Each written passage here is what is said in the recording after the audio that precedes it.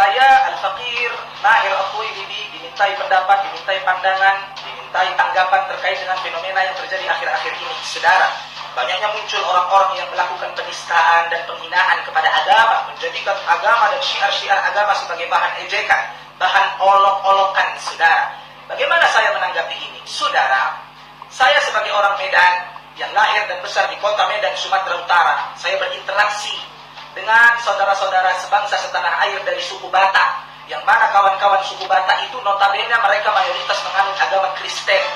Tak pernah saya temukan orang Kristen menghina Yesus Kristus.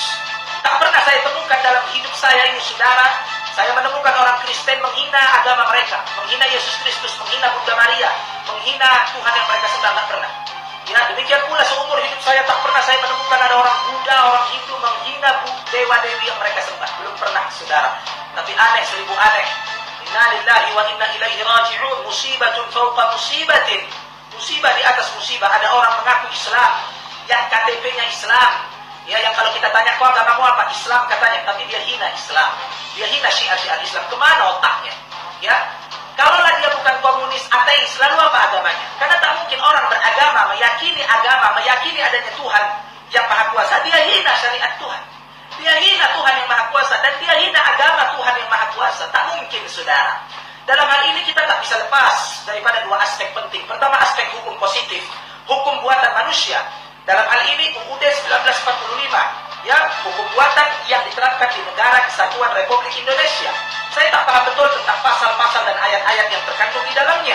Tapi yang saya ketahui ada pasal tersendiri, ayat tersendiri tentang dilarangnya melakukan penistaan terhadap agama. Agama apapun, mau Islam, Kristen, Buddha, Hindu, tak boleh kita menghina agama apapun di Negara Kesatuan Republik Indonesia ini, saudara. Kalau kita bicara hukum fikih, kalau kita bicara tentang perspektif hukum fikih Islami, maka di dalam hukum Islam, menista agama Islam, baik dia Muslim atau kafir, perhatikan baik-baik. Perhatikan baik-baik, jangan kau melamun. Di dalam hukum fikih Islam, 4 madhab, a'immatul madhahib al-arba'ah, 4 imam madhab sepakat ijma'. Orang yang menghina agama, menghina Allah, menghina Rasulullah, menghina syiar-syiar agama ini, dia murtad saat itu juga, kharijun 'anil millah, keluar dia dari agama, dan halal darahnya untuk ditumpahkan, saudara.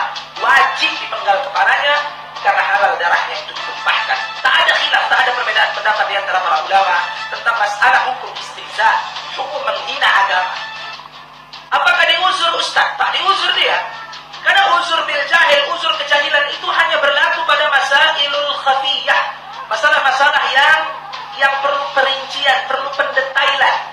Ya, masalah-masalah yang perlu di sana iqamatul hujjah wal bayan, menegakkan hujjah, menyampaikan bayan, penjelasan sampai hujjah padanya dan sampai dia paham terhadap hujjah, dan intifa'ul mawani, hilangnya syubhat, ya, hilangnya penghalang-penghalang kekafiran pada diri dia. Tapi kalau dalam masailul zahirah, masalah-masalah yang zahir, yang ma'lumun bid darurah, ya, yang ma'lumun fid din bid darurah, sepakat semua ulama a'immatud da'wah, al-muwahhidin, para ulama muwahhid sepakat tak ada unsur kejahilan bagi penista agama. Maka dia murtad, kharijun 'anil millah, dia murtad saat itu juga, keluar dia dari agama dan halal darahnya untuk ditumpahkan, saudara. Demikian Allah Subhanahu wa taala memiliki hukum yang paling tertinggi, hukum yang paling tinggi untuk mengadili manusia dalam kehidupan dan peradaban ini. Kalau kita bicara hukum negara, di dalam hukum negara sudah diatur, saudara. Negara Kesatuan Republik Indonesia, UUD 1945 telah mengatur itu, saudara. Tapi kadang-kadang hukum itu seperti karet. Mereka yang punya uang, mereka yang punya kepentingan tak dihukum. Ya, seakan-akan seperti karet. Tetapi orang yang tak punya uang, orang yang tak punya kepentingan, mereka hukum walaupun mungkin tidak salah, saudara. Wallahu a'lam bishawab.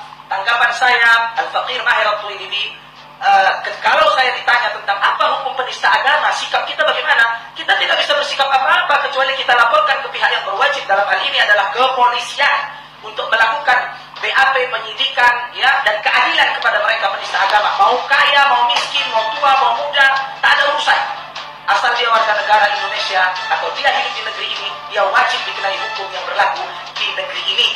Kalau aparat kepolisian atau pihak yang berwenang, yang memiliki wewenang untuk menegakkan hukum di negeri ini terhadap penista agama tidak bertindak, ya jangan salahkan kalau umat Islam, orang-orang beriman melakukan tindakan-tindakan sendiri untuk menerapkan hukum Tuhannya, untuk menerapkan hukum Allah kepada para penista-penista agama, menghina agama. Jangan salahkan nanti ada umat Islam yang melakukan pembunuhan kepada para penista agama, karena mereka lah yang menjadi corong atau sumber perpecahan dan carut marutnya persatuan dan kesatuan kita sebagai warga negara dan warga yang beragama di Republik tercinta ini.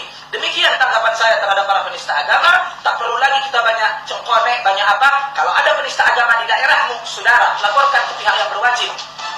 Cebloskan dia ke penjara, saudara. Tapi kalau pihak yang berwajib sebagai pihak yang berwenang, pihak yang punya kuasa untuk menegakkan hukum, teledor dan menjadikan hukum seperti karet dan main-mainan, saya angkat tangan kalau ada kejadian-kejadian yang tidak kita inginkan. Kenapa? Karena orang-orang beriman tidak akan mungkin tinggal diam ketika agamanya dihina, Tuhannya dihina, Nabi tercintanya dihina. Wallahul musta'an. Saya Mahir Abdul Ilmi. Assalamualaikum warahmatullahi taala